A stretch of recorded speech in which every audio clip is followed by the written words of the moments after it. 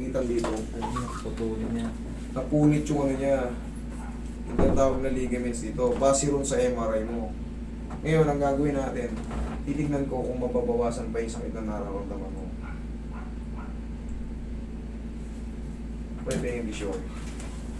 Ngayon, ano bang nararamdaman mo ngayon? Kinakabahan? Matatakotin pa naman yun. Matatakotin. Pag ginanito ko, Eh, masakit po eh. masakit kahit konting ganun lang. Masakit pa pala. Hindi ako. Pag ginagano. Huwag mong lalabanan. Oo, masakit. Napunit sa'yo yung dito mo. Ano ba nang nangyari sa'yo? Nagdapa. Nagdapa? Nagdapa. Okay. Tulak na yan. Huwag mong lalabanan. Partial tear lang naman eh. Ang mahalaga hindi totally na rupture. Pag totally rupture, ito, gaganon-ganon yan. Tuk, tuk, tuk, tuk, tuk. Yung tutunog siya ng wala ng katapusan. Pag gumanong ka, bumibitaw-bitaw. So sa'yo naman is, hindi pa siya totally ano. Pero, 3 months ang healing process niyang napatid na yan. Kahit Bago hindi mo, ko po ipasemento. huwag mo na yung semento, ano na lang, bandage na lang. Bandage na lang. Ang inaano kasi sa kanya, papa-ortho pa raw niya. Sabi ko, huwag muna, dalhin ko muna. Ano mo lang to, kaso 3 months ka lang mag-suffer ng pasa, medyo may pain ng konti. Lagyan mo lang siya ng ano. Tanong mo araw kung meron siyang bandage doon siya, no? Sa laban. Ito ang bandage. Huwag mo laban. Tsaka huwag mong palaging ikukupi yung daliri mo, baka hindi mo na mabukas. Relax mo lang. Huwag mo lalabanan.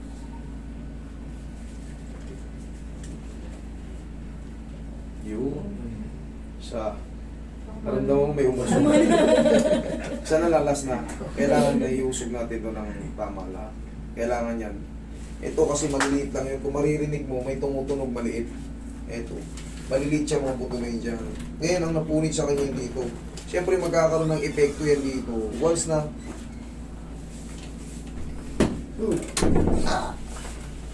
uusog-usog yung maliliit na buto na yan. Ayun, kung may naramdaman ka, may isang umusog, ito yun. Eh, tinulak ko na yan. Ito na may tutulak ko. Dito naman tayo. Relax lang. Oh. Nararamdaman mo may umusog. Yan, isa pa. Last na to. Huwag mong sabayan, huwag mong sabayan. Last na, ang tulas na nga lang, hindi ka naman nasasaktan, huwag mo na sabayan. Ito na yung pinaka last. Roy, hawakan mo siya, Roy. Yan, huwag mo labanan, huwag mo labanan. Last na to, para umaling ka. Pumunta ka nito eh, kailangan. Sumunod ka sa akin. Yun, isa pa. Ayun o. Thank you. Tapos tumunog yun eh. Siya makakaramdam nun. Ang nararamdaman mo. Kung ano. Maliliit na yung tunog nun, pero siyempre sa akin, mga daliri ko, alam ko kung saan yun na-adjust ko. Sa araw-araw sa ginawa ng Diyos, hindi ko pa kabisado mga buto-buto nyo. Eh mga yan. Yan mga yan. Paganyan. Kahit di na po pumunta ka ulit. Magsasuffer ka lang ng paunti-unting pain within 3 months. Pero siyempre, bata ka pa eh. Baka mas less pa ng 3 months. Bilis pa. Okay? No need to na orto. Andito na ako eh. Papa-orto nyo lang to pag may mga talagang serious crack. Dapat po nung aksidente ko, hindi ka din nagpo-orto. Kaya naman nangyari sa tuhod mo. Same lang naman. Basag naman yata yun. Simple lang yan eh. Basag. Walang Tatanggalin mo lang to pag matutulog ka ha.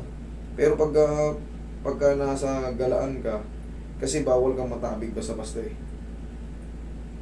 Alam mo kung bakit dapat pasingawin pag matutulog? Kasi pulsuhan natin yan. Nandyan yung blood circulation. Ay, tita sa office sila yan. May day lang ka na naman. Parang hindi magkikilos. Pag sabay, wala talaga. Tatanggalin mo lang yan pag matutulog para yung blood circulation natin malayang malaya. Yan naman, oh.